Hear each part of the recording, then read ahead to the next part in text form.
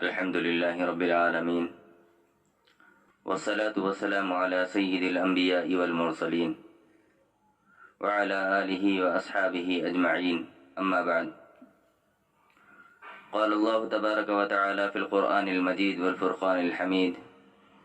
أعوذ بالله من الشيطان الرجيم بسم الله الرحمن الرحيم وإذا مرضت فهو يشفين. وقال تعالى في مقام آخر قل هو للذين آمنوا هدى وشفاء. وقال النبي صلى الله عليه وسلم أعوذ بكلمات الله التامة من كل شيطان وهامة ومن كل عين لامة. وقال النبي صلى الله عليه وسلم في مقام آخر لو كان شيء سابق القدر لسبقت العين وإذا اغتسلتم فاغتسلوا. صدق اللہ العظیم وصدق رسولہ النبی الکریم. محترم بھائیو، گزشتہ درس میں یہ بتلایا گیا تھا کہ عملیات کس کا کام ہے، کون کر رہے ہیں، کیا خرابیاں اس کی وجہ سے پیدا ہو رہی ہیں، اور کہا گیا تھا کہ آئندہ درس میں دلائل عملیات پر قرآن و سنت کی روشنی میں بات کی جائے گی. ہو سکتا ہے کہ موضوع کی مناسبت سے کچھ زیادہ وقت لگ جائے، لیکن موضوع بہت اہم ہے، اس لیے لازماً اتنے وقت کا حق بنتا ہے، کیونکہ اس میں علماء، عاملین اور عوام الناس سب کا فائدہ ہے، اور اس علم کی بہت سی گہری باتیں، بہت سارے راز اس میں چھپے ہوئے ہیں، اور بہت سے سوالوں کا مدلل جواب بھی اس میں موجود ہے، اور صحیح فائدہ اسی کو ہو سکتا ہے جو حقیقی معنوں میں طالب ہو. ادھوری بات سننا وقت کو ضائع کرنا ہے، اس لیے بات مکمل سنیں تاکہ آپ کا اور ہمارا قیمتی وقت برباد نہ ہو، کیونکہ وقت ایک ایسی چیز ہے جو گزر جائے تو پھر زمین و آسمان ایک ہو جائے، لیکن وقت واپس نہیں لوٹتا. قرآن و حدیث کی روشنی میں آیات قرآنیہ، ادعیہ مسنونہ اور اسماء حسنہ اور غیر شرکیہ مضمون کے دم، جھاڑ پھونک اور تعویذات اور وہ ذرائع جن میں الہ واحد سے پناہ طلب کی گئی ہو، مصائب و آلام کے لیے، جسمانی و روحانی بیماریوں کے لیے، یا آسے و جنات کے لیے، یا جادو اور نظر بد کے دفعیے کے لیے، بلا شبہ وہ جائز و حلال ہے. یہ نہ بدعت ہے، نہ توکل کے خلاف ہے، اور نہ تقوی کے منافی ہے، اور ان پر اجرت لینا بلا کراہت بالکل جائز و درست ہے.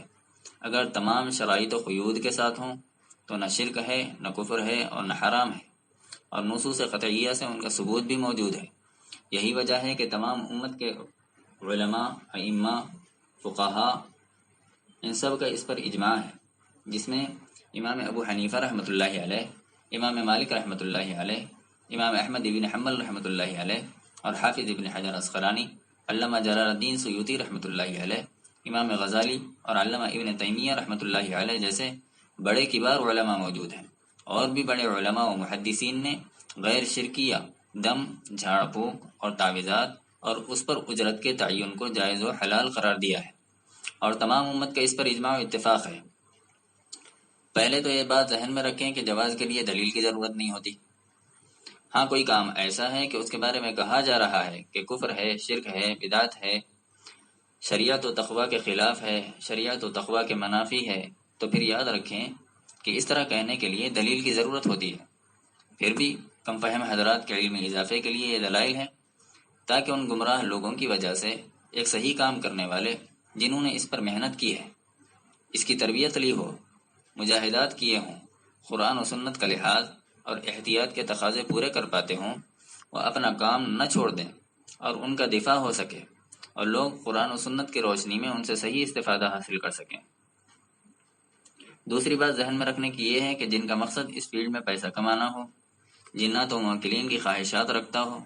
ان کو غلام بنانا مقصود ہو، ان سے کام لینے کی خواہشات رکھتا ہو، اور شعبدہ بازی دکھانا مقصود ہو، اور لوگوں کو دھوکہ دینا مقصود ہو، عزت نفس ہو، شہوت پرستی ہو، یا کسی سے دشمنی نکالنا مقصود ہو، یا شکوک و شبہات جس کو زیادہ پیدا ہوتے ہوں، مثلا کہ اگر میں اللہ اللہ کرتا ہوں، ذکر و اذکار میں لگتا ہوں، یا نماز پڑھتا ہوں، تو جو ہے مجھے فائدے کے بجائے فائدے کے نقصانات زیادہ ہوتے ہیں، یا اللہ کے بارے میں غلط خیالات آتے ہوں، یا قرآن و سنت سے متعلق غلط خیالات پیدا ہوتے ہوں. تو جس کو اس طرح کے غلط خیالات پیدا ہوتے ہیں، یا قوت اعتمادی جن کی کمزور ہو، اللہ کی ذات نافع و ضار ہے، اس بات کا مکمل یا حق الیقین نہ ہو، عملیات کے سیکھنے کی کوشش نہ کریں اور نہ اس کے قریب جائیں، ورنہ ایمان کا غارت ہونا لازمی نتیجہ ہے۔ اس کے علاوہ اور بھی بڑے بڑے نقصانات ہیں۔ اب اس حوالے سے حضور اکرم صلی اللہ علیہ وسلم کا قول و عمل اور ام المؤمنین حضرت سیدنا عائشہ رضی اللہ تعالی عنہا اور دیگر صحابہ کرام رضوان اللہ تعالی علیہم اجمعین اور تابعین عظام اور سلف صالحین کی روایات سنیں، بلکہ ایک عامل کو یہ یاد ہونی چاہیے۔ اللہ اللہ